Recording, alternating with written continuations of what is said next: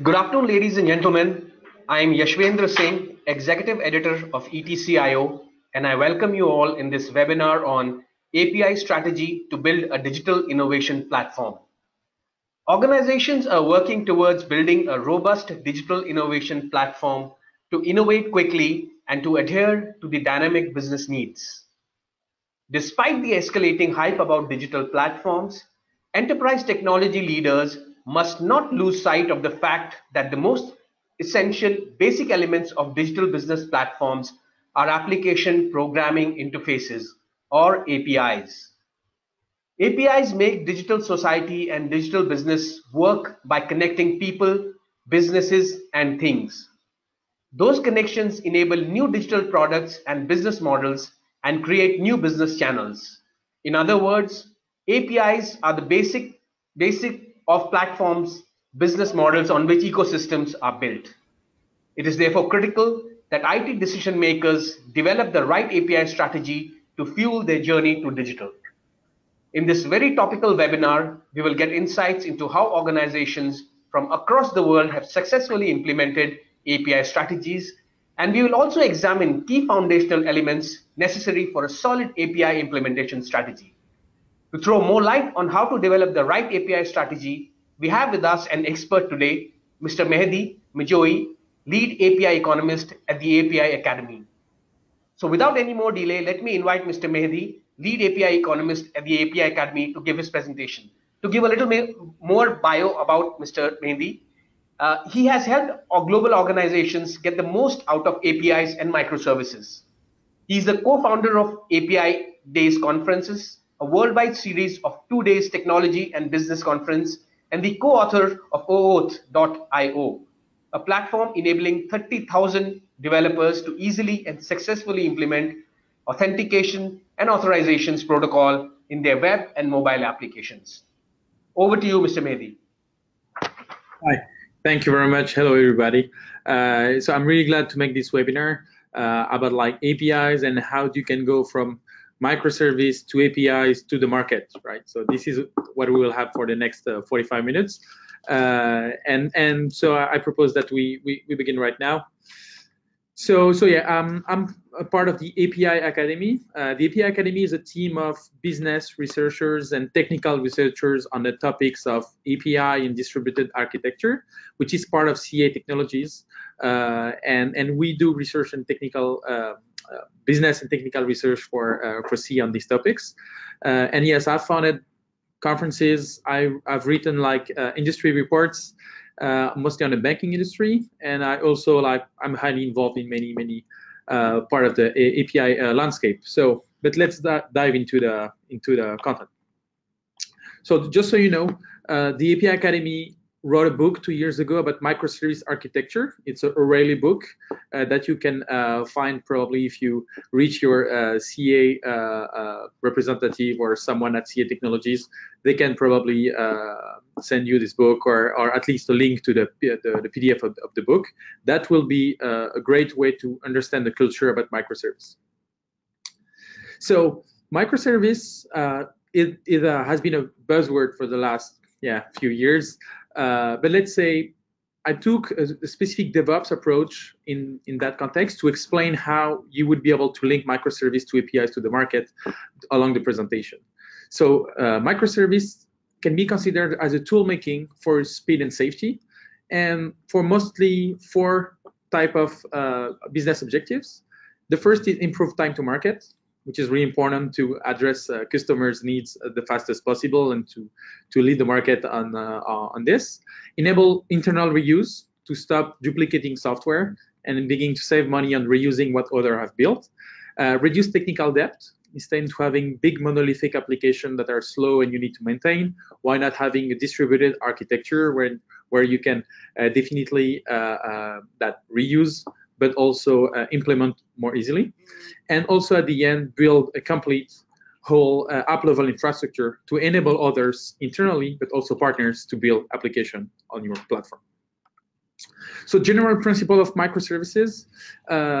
So microservices are services which are really bounded in context, right? They are mostly designed to be one thing and one thing really well. So we should understand what the microservice does at site, right?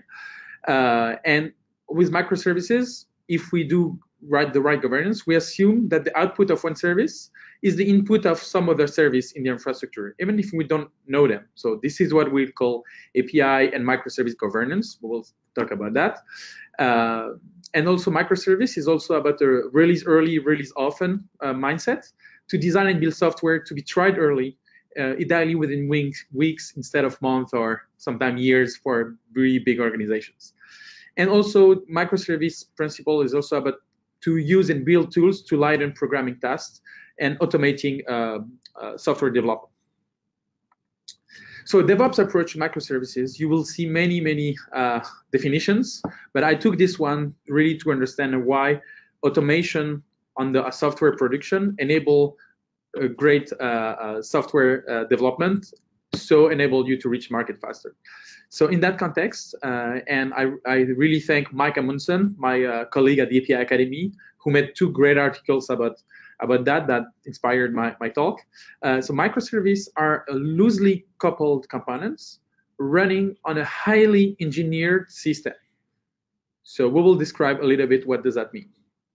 So loosely coupled components is mostly for speed, because with really highly centralized system, you need to ask permissions and to respect specific complex framework and decision cycles to release code in production. With loosely coupled system, you're able to release a component in production without having to ask permission too much, or perfectly not having to ask permission to coordinate with other department to release the software. In this loosely coupled component mindset, you design the components to be always backward compatible with previous editions, right? You don't try to not break, you just add new stuff, new features, right? And so you allow your users to decide on their own when they're ready to upgrade to your latest release, right?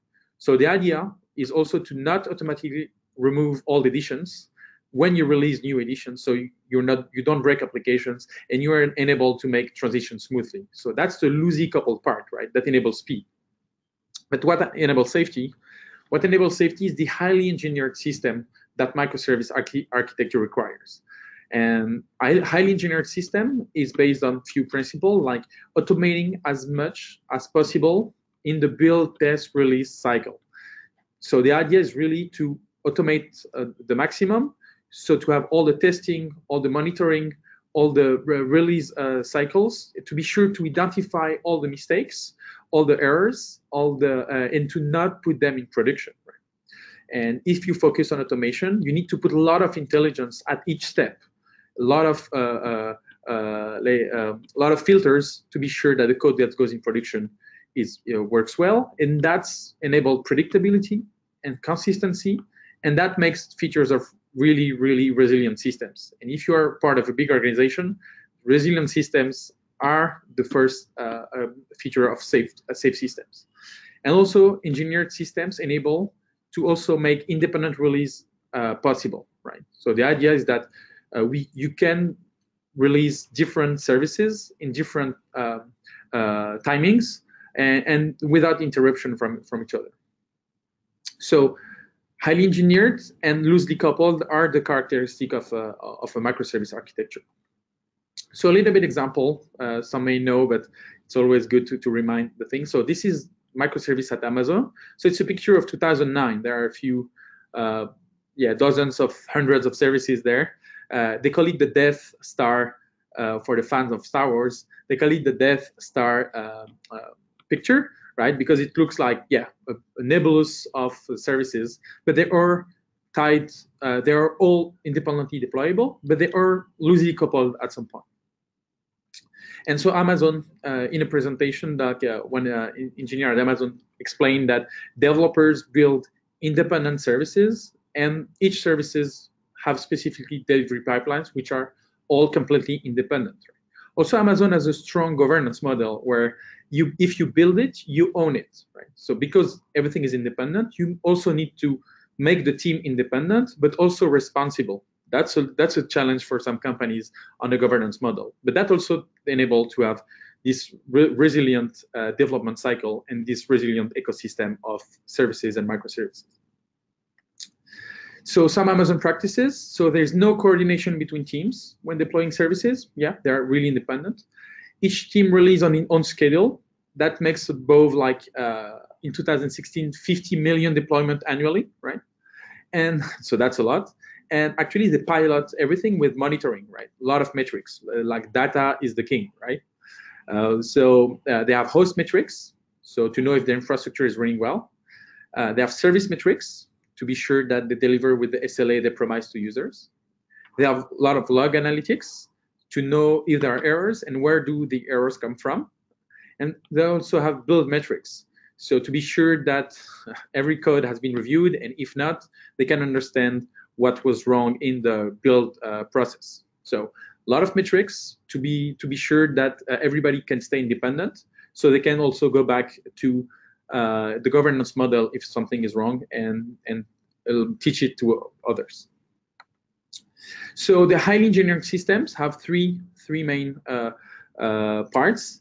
So the first is to implement build pipelines. It's really important, like Amazon did on the few slides before. So the idea is to implement a continuous integration and continuous delivery pipeline. That means you will need to automate the whole build process from the time of someone like checking to the source code, or sometimes the code gets staged or released into production, right? Just one example that my colleague Mike Amundsen likes to quote is the code quality code review process and compliance check, right? So for example, when you're close to release code in production, you will have to check code complexity, either too many lines of code per function, either circular reference, infinite loops, whatever. What about validating library dependencies? Yeah, are we sure that the library that we use is not outdated? Is it more than 3 months old? Right, so things can be checked at the code level. Also the data schemas, right? Is it the most recent data schemas for the customer object for this e-commerce application, right? So we can check all these things directly in the build pipeline. And so the build pipelines, the CI/CD process should make you warnings, right? So for example, the build is yellow because the library is not up to date, right? Or it can also avoid the build, like build failures, because you need to upgrade to specific company requirements or guidelines or code guidelines, right? So by automating the maximum your release process, you will be able to put intelligence in the release cycle and to avoid mistakes that enable the safety, right? So that was the first implement build pipelines. The second one is engineer deployments. So for that, it's about mostly the testing, right? So the idea is to automate the test to deployment cycle. And yeah, and the good practice that everybody does is to test the happy path. Yeah, if something works as expected, and if the path of the user is the one we think, yeah, we will test the software like that. But also, the one practice that is not well implemented enough is to test the sad path, right? If developers or if users things that are not expected, are we still resilient for that, right? So this is why you need to automate unit tests. So you test at the function level, right, for everything. But you need also to make it complementary to acceptance or behavior tests, right, to confirm that the change meet the business goals. That is really important. Test the function and test the business goals, right, in both in the same time. Few also practices, but sometimes in big organizations that are not well done enough, no release into production without integration testing at some point, right? And also most of the big organization, and we advise to do that, use virtualization tools to be able to test, to mock systems and to test production behavior without going in production. So you can test the sad path, you can try to make specific errors to see if the system is resilient enough. So it's better to do it in a virtualized system than in a direct production, at least staging or production system. So the last one is reduce the work in progress. So the idea, it's a quote I like from Tom and Mary Popandiak from their book, Implementing Lean Software Development, is that, and every organization can ask the question, how long would it take for you to deploy change that would involve just few lines of code, right? Yeah. So that's a question. Some banks I work with say 9 months, 10 months, 2 years. But yeah, little by little, thanks to the CI and CD process, it's only a few months for some, few weeks for the best ones. So yeah, so the work in progress is really the time between request to fix. Some call it like feedback into feature or idea to installation, right? So just an example. Just imagine you have 4 releases a year, right? 4 releases a year. So you have only 4 chances to get it right over the year, right? You cannot learn so much. You cannot have so much feedbacks. And just imagine you have a big organization, right? You have 200 development teams with 200 projects, right? That makes 200 changes to the code, right? So 200 by 200, that's 40,000. So every release, there are 40,000 production code changes, code updates that goes into production. So that's 40,000 possible ways of mistakes, and they all happen in one time. So it's really hard to identify where it does come from. If you adopt this automation cycle, this Devops approach on microservices, you will be able to make weekly, bi-weekly releases. And so that will make few release or a dozen of release every week, like a few dozens every week. So that's a lot more manageable. If something is wrong, you can go back easily, right? You don't need to wait 3 months to go back. Right? If something is great, you have feedbacks and you know early that you need to continue in that path. Right? So reduce the work in progress is the last thing of highly engineered systems. So we've talked about microservices, but how does it relate to APIs, right? To the API. So because microservices needs to communicate with each other, right? So Jeff Bezos in 2002 sent a letter to all his developers, right? He said that that's the Jeff Bezos mandate, right? He said that all teams should expose their data and functionality through service interfaces. Team must communicate with each other through these interfaces, right? He also said that it doesn't matter the technology they use, but the most important thing, he said that all service interfaces, without exception, must be designed from the ground up to be externalizable. That means we have service internally, but if we open them, if we provide them, if we make them open via APIs, we can use them internally with a great velocity. But if sometime we open to others, we will be able to make probably business or integrations, right? And this is the story of Amazon Web Services and many Amazon things. So APIs relate to microservices and to infrastructure in a really important way. They will be the communication system that will enable others to interact with you internally or externally. So at the time, he said that anyone who doesn't do that could be fired. That's a little bit strong and harsh. So I hope you have a smoother governance. But yeah, so this is really the idea that makes Amazon today. And so in that context, let's say a lot of people think APIs are building bricks, right?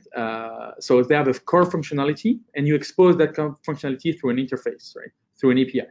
So this is a Lego advertisement I like a lot.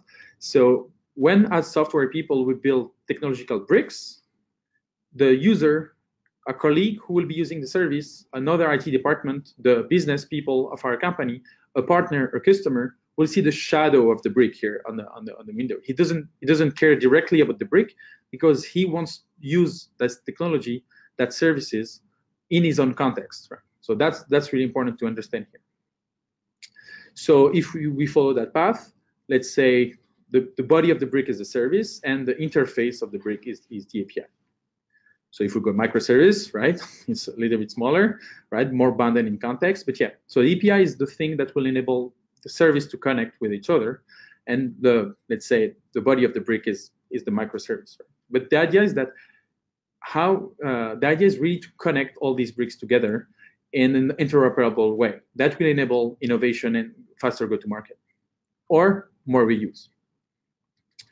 So API-driven architecture, we have 3 layers. So it is a great picture from Deloitte, and that has been used a lot in many API conferences. So now you have 3 API layers. You have the system-level API layer that mostly to be used internally, that mostly abstract let's say mainframes, FTP, some business applications to be like consistent with the whole architecture. You have the domain level, right? You have the domain level API layer that enables, let's say, to really make API a lot more functional across the whole organization. And that also abstracts some business processes to be used by the user experience layer, right? This is where you will be able to reach all these multi-channels program, API programs or developer portals, the mobile applications, IoT device, or even customers, developers. So these three layers, right? And you can mix that with microservices, right? So you decompose monolith and business application, right, into services and microservices. You publish API on top of them, and you will make all the APIs being able to be interoperable. So everybody will be able to mix them up to make advanced application. So the idea is to adopt an API practice, so what we call API first architecture. So as Jeff Bezos did, right, in his email, you will adopt a technology agnostic design practice because API will be around for a long, long time. And we've seen many technologies go and go, but let's say interfaces have stayed alive, right? So design API before you worry about the implementation details, because the implementation will be just a way to use the API. But if you tie the implementation to the API, you will give too much taste into your API design, and that will be too much directed into that implementation. So that will not enable too much reuse. Focus on the business process, right? Not the technology. If your customers use want specific things, provide them. Even if now most of the people do REST APIs, right? Product an interface guide that can be implemented on more than one technology stack, like help your developers, internal developers, to build APIs anywhere on any technology they need to build them. Right? That will make a lot of savings. Also, one really important thing, that code can change, but APIs don't change, right? And if we take back the example of Amazon, the CTO Werner Vogel said that we knew that designing APIs was a very, very important task, and so we have only one chance to get it right. So this is why you need to nurture your API design to be sure that, because when it's in production, like it's out, you cannot go back, right? It's really hard. You need to update versions to make new versions. So yeah, be sure that the first design is in production is the right one. So small API design advice: there is no one API that fits all, right? Be sure that an API, don't hesitate to publish like different APIs for different focus or for different business cases, right? But you will not be able to make one API that fits all. People will be lost by trying to understand what it's made for. Streamline the implementation process and the API lifecycle, right? As we say, the Devops culture. Your API release can be also in that path. Focus on interoperability, not integrations, because your users will see the shadows of your bricks and will make the implementation they want with the interface you publish. Don't try to put it too much into the interface. Involve all the stakeholders in the discussions. APIs is not just an architect discussions or just a developer discussions. Business people needs to be involved, right? The CIO, the CDO, the chief of sales, the chief of marketing. If the API needs to fulfill customer needs, and put yourself in your users and customer shoes, right?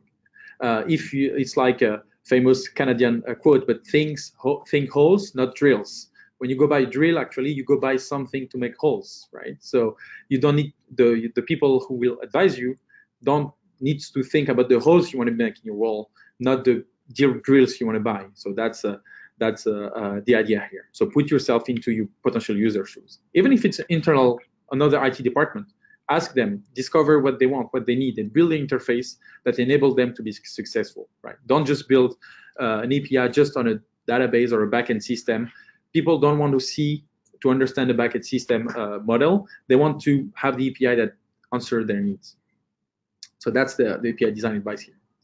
So a few things about that.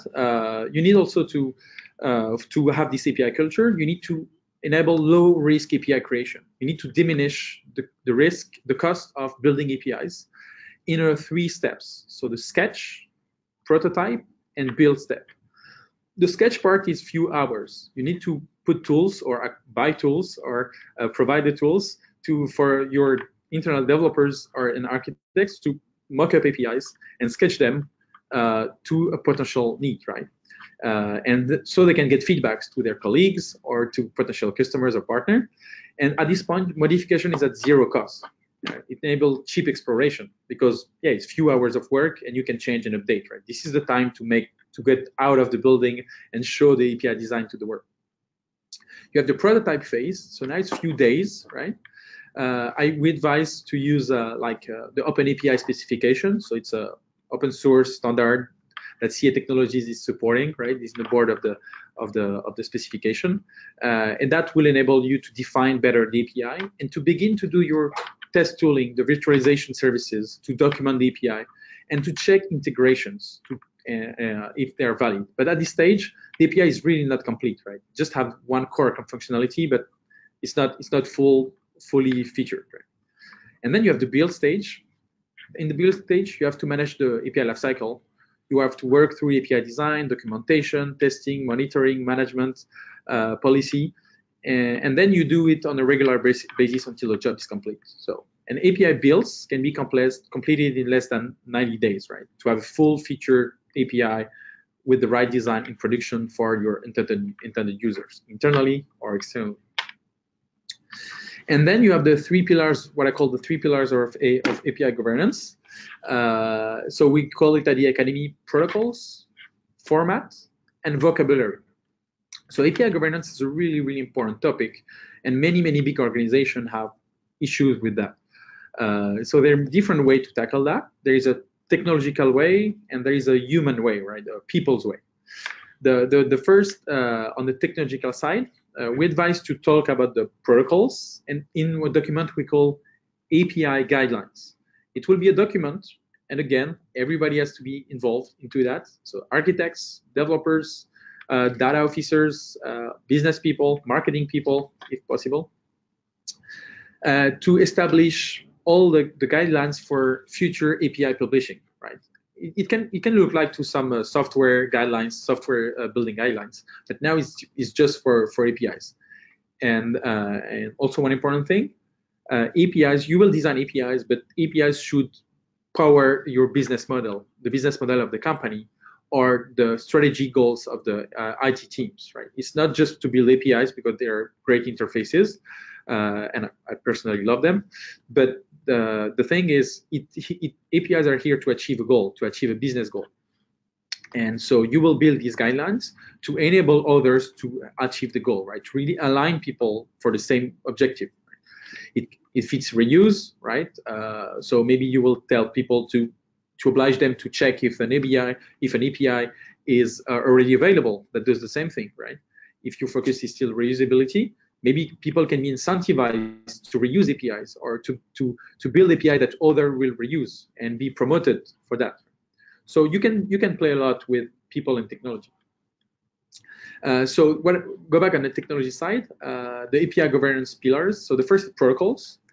In this API guidelines document, which has, of course, it's working document. It's not just a document that will be here forever. You need to establish clear directives on which application level protocol API teams needs to work with, right? For new releases. And again, I advise to write collaboratively your guidelines. But so protocols can be HTTP, but can be other MQTT, can be other protocols. But just let's say, as a company, we will use these protocols to communicate together. And yeah, and it can be updated among time. But it's a way to be sure that new APIs are created are working with the ones that are already there. Then it's the format, right? So we advise that to identify message format to be sent between services. So most of the company use a JSON, XML, someone CSVs,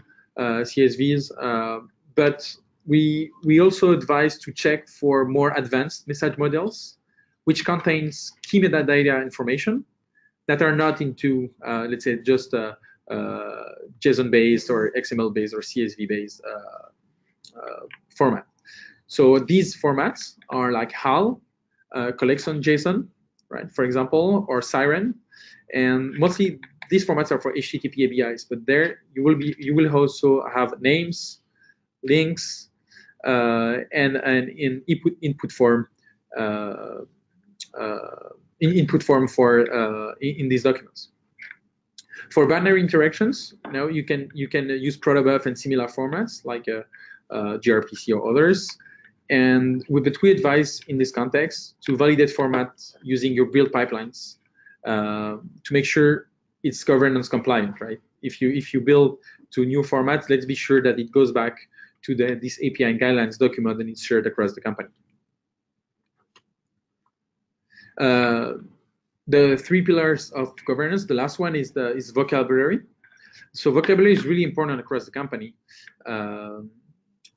because let's say this is how you are sure that the API you publish will be consistent and will be able to communicate with others before when you release them, right? So let's say we often say that vocabularies you use represent the way everyone talks about your critical business operations. So I don't advise to make a glossary really hard govern that everybody has obliged to use, right? If you do that, it's great, but let's say sometimes it makes lots and lots of extra work for the teams. But let's say I advise you to nudge, like to show that it will be better to be that way. It's better to use that case, and you can also have an exception process. Right? You can say, oh, I want to use this exception process, and it goes back to the, let's say, the IT team, to the CIO team or the API team in the company to be sure that so they can accept or not the exception, right? But again, maintaining vocabularies and ontologies helps to have more consistent systems and then to deliver more reuse and mashup and advanced applications. So protocol, format, and vocabulary. So, and to embrace the full API lifecycle, so there are many lifecycle. I try to put this one, which is a mix of business and technical, and it's about not just the release lifecycle, but it's sort of the full API lifecycle. So, always begin by strategy. Why you do APIs? Is it for internal reuse? Is it for business breadth to be sure that business people will have a faster time to market? Or is it for external purposes, more integration with partners? Is it for embracing a new open innovation, open banking, open innovation ecosystem? So strategy first. And then you design APIs according to the strategy, right? Always put yourself in the user's shoes, right? Internal developers, other people in the company, or partners, customers. Then documenting APIs, virtualizing them to be able to test them and try everything. Then the real testing phase, right, to put them in production. Then the monitoring when they're in production and to be sure they work accordingly. The management part, which is really important. It's about like the policy, who is able to do what with what kind of data, are they allowed to do that, how many times they're allowed to use the data and to access the service. 1,000 times a day, 1 million times a day. Did they pay for that, or did they don't pay? Do they have enterprise support? So all the management part is really where the business intelligence is made. And after you have the promotion and discovery, how we find APIs. So for that you have API portals, and I personally advise that to have the challenge of making the same portal, or at least a portal that can be addressed by internal people or external people. So that's harder, but that really shows that you think you're API driven, right? Then you have the scalability part, because when you have APIs, you will have shared services across many applications. So your system can be a little bit slower, or if someone consumes too much and you don't rate limit APIs enough because you don't manage them well, it can make the system down, right? So how you are able to scale instances worldwide.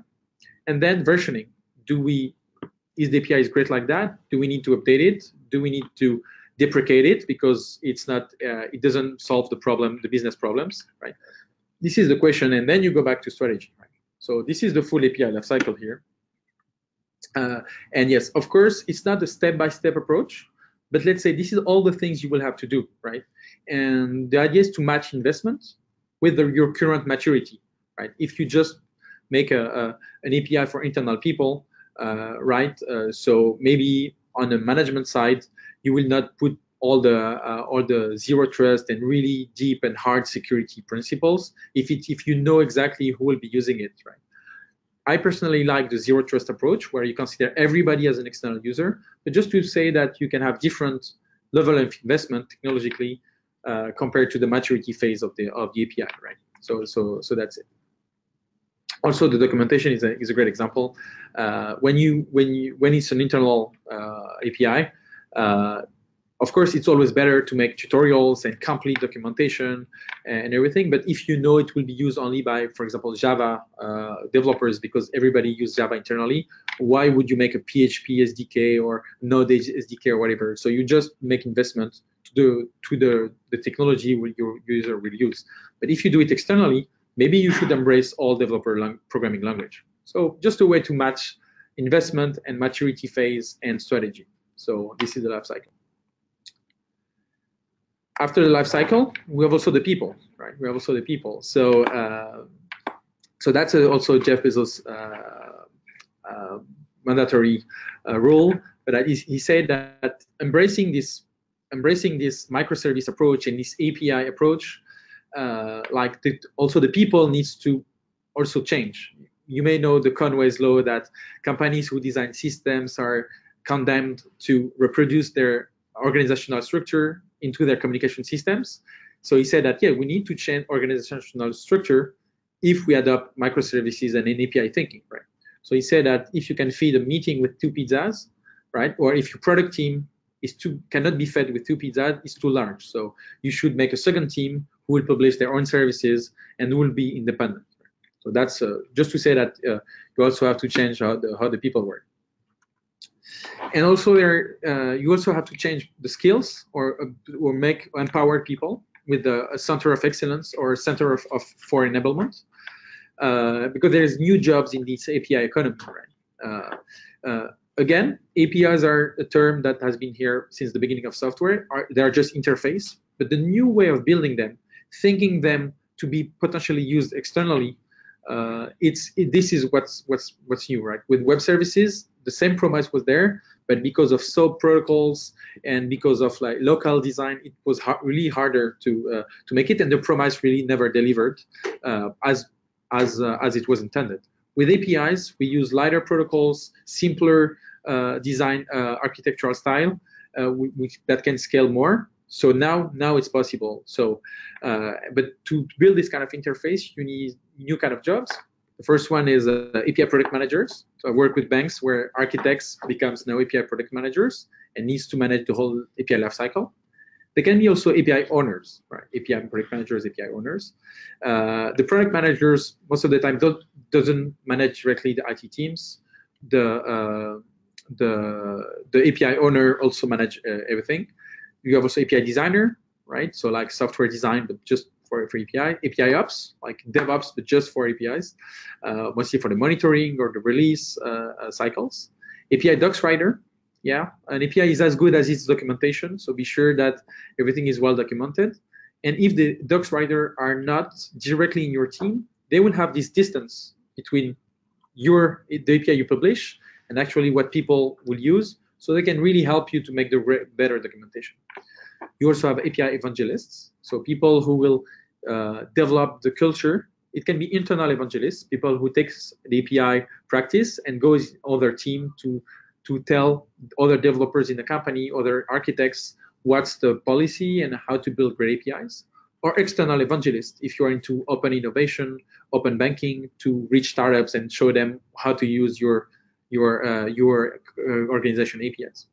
And then you have also the DevSecOps approach. It's a kind of 3 legs developers where the development, the security, and the apps are kind of mixed. But let's say security also is API security is a kind of new specificity into the software job. 2 examples. I added 2 examples in the presentation. So BBVA, it's a bank. Where other banks like Crédit Agricole in France went from doing app stores, right? Try to have an open innovation ecosystem with app stores. They decided to take another path to have an API store. So they have an API first architecture, but an API first business approach. And so they decided to make to deliver. They still deliver some customer apps, but they also deliver the APIs directly. So they have a developer portal for that, and you can directly address the APIs and build with that API. So they sell the bricks. That will enable people to build houses. So just an example, but if you begin your journey of microservice APIs, you will be able then to deliver these APIs to make other build with your own assets, and then you're really a platform.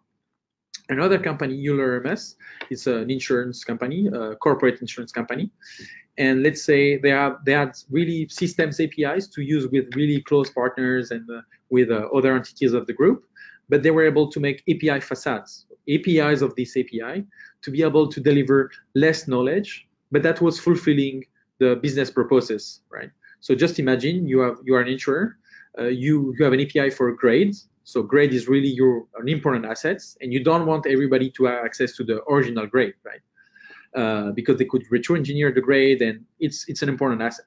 But you can make an API of that grade into an interface like a traffic light, like red, yellow, red, green, like, yeah, make business with that person, or red, don't make business with that person, right? And orange, like, yeah, you decide. But yeah, so this is what they did into what they call a traffic light API, right? So you can really play with the 3 layers of APIs. You can deliver APIs to people directly, or you can deliver API facades to these people, but only because you've made the work of deconstructing your silos and your monolith into microservice and into APIs. And if I have 2 more minutes, I think I have them. I've just added some content to explain that. So if you go from monolith to microservice to the market, so this is a classic siloed application, right? You have a big monolith, big siloed application called where the application logic is in one big silo, and mostly this is not reusable software, right? This is not reusable. If you decompose them into microservice and to APIs, right? So you can orchestrate APIs and microservices to deliver the same application with a smaller app logic. So you can reuse a lot of the system to deliver the same app logic. That will make it more resilient. And if you need to update one feature, we'll just update one microservice and not the API above, right? Because the API will stay the same. It delivers the same business value. So that's a lot of agility there. And we come from a lot of non-reusable components to a lot of reusable components. So that's the idea. So, and I have a question here. Maybe one of these microservices and this API is your next API as a product, right? Why not? If you open it because it delivers a business value, you maybe monetize it at some point, right? Or you can make it used by a lot of people to build an ecosystem. This is what 2 companies made, what's called API as a product. So Stripe, it's a payment API. It was a few API endpoints like 7 years ago, just to make payments easy. And now they're $9.2 billion valuation. What's important here is that every bank in the world had payment services, but they were really hard to implement. It was really long, and documentation was really bad. And because they didn't get the API economy, where the developers are the implementers of APIs. So Stripe came, just make an API of payment APIs, and made it great for developers, and developers begin to use Stripe a lot, right? And so it's a $9.2 billion valuation in only a few years. And that, let's say, banks, I didn't say missed it, they still do a lot of payments, but it was a huge opportunity to do a great payment API. So now banks feel it, and they are embracing this new API mindset. Twilio is the same for telco. So Twilio just make telco APIs easier, right? They are not a carrier. They don't make the network, but they were doing a great API over the network, and they were able to steal a lot of customers to actual carriers where the APIs were not easy to use and everything. So if you think your API is a product, you make it delightful for internal employees, it will be also delightful for external users, and you will be able to make potential great businesses or great platform if you embrace this API mindset. So we've gone to microservices, right? How to decompose monolith, or how to think microservices. We've went to APIs. APIs are representation of the data. They are not the data. APIs are a representation of the technology or the service, right? in the context of the customer.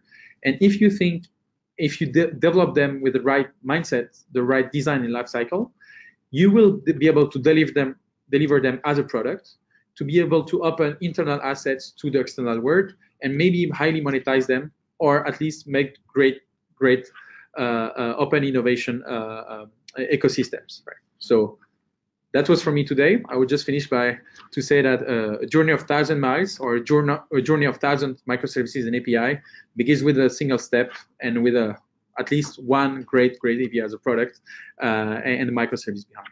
Thank you very much, and I'm open for questions. I have seen one. Yeah. Thank you, Mr. Mehdi, for that wonderful presentation. Yeah, we'll open up the webinar now for Q&A, and we're already getting some great questions from the participants, as you can see. So the first question is, the participant wants to know which is the best tool/framework used for CI/CD in open source environment. Oh, in open source environment. As the Academy, my mandate is not to directly talk about products. So I try to stay independent, even if I'm sponsored by CA Technologies. So this is what I try. There's a lot of frameworks in open source, and I think it's Sanjay and Mr. Sanjay Siboyo. I advise you to check online, because I try to stay independent into that. Even if I work for a vendor, I try to deliver just the right mindset and the right philosophy of how to build software. If I begin to sell products, I lose my independence into the vision. I hope that makes sense.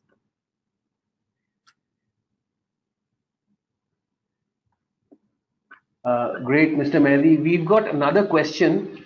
The gentleman wants to know, how do you consider API monetization becoming strategic in an ecosystem where almost everything is getting driven by APIs?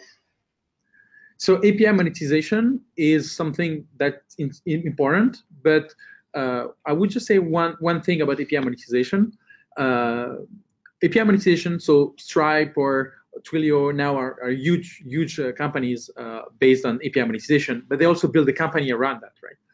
Direct API monetization is made by lots of companies, but you have to be sure that it fulfills your business promise. I have an example of a bank, American bank, where let's say they thought that opening APIs would make few dozens of millions of dollars, right? But that would maybe kill their main business, which is being sure they capture the attention of customers with delivering them loans and delivering them credit cards. So at some point there is a trade-off, to be sure. I call it the microwave strategy, right? The founder of the microwave, the creator of the microwave, wanted to take over the oven market, right? Wanted to take over the oven market, but they found that the microwave, at least I don't know everywhere in the world, but in most places of the world, people have a oven and a microwave oven, right? So you want to be sure in your discovery that when you monetize APIs, it's just new business and you're not cannibalizing existing business. So that's really important to consider. But again, many APIs can make millions or dozens of millions to monetize direct data or to direct technology or services. IBM Watson is one of an API as a product, right? And they try to monetize their investment in AI. So I would just say that. But again, I really advise API monetization if it doesn't perturb or cannibalize the existing business of the company. If the question is more from a startup landscape, so I don't know the company of the person asking the question, but yeah, API, selling directly the API is a great strategy. And many, because it costs a lot to build an app, but it costs a lot less if you implement the right microservice and CI/CD things and everything. It costs a lot less to build just the API, right? So everybody can learn from that. So API first, try to monetize, and then build the whole application and the whole company behind that. I hope it answered the question. Sure, Mr. Mehdi. So our next question is, how do you go about orchestrating, maintaining, and monitoring? Is there any tool available for this purpose? There are many tools on the market, but again, it goes with the same question that before. I try to stay, and I'm staying independent on the tooling question. Because as I said, I also organize neutral conferences. API Days is the main neutral API conferences sponsored by all the industry. So I advise people to check the vendors documentation. But yeah, I don't want to answer directly to that question. I hope you understand.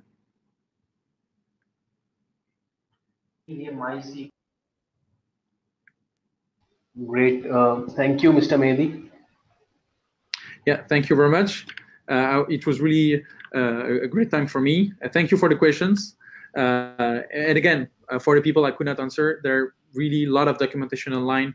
There are landscape. There are a lot of things. They can check my landscape, where I reference all the vendors, right? All the people that can help.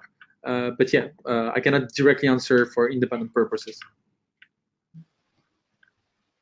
Great. Participants, that's all we have time for. Thank you very much, Mr. Mehdi, for the insightful presentation and the wonderful inputs. Thank you, participants, for sparing time for this webinar. Have a great evening ahead. Thank you very much for having me. Bye.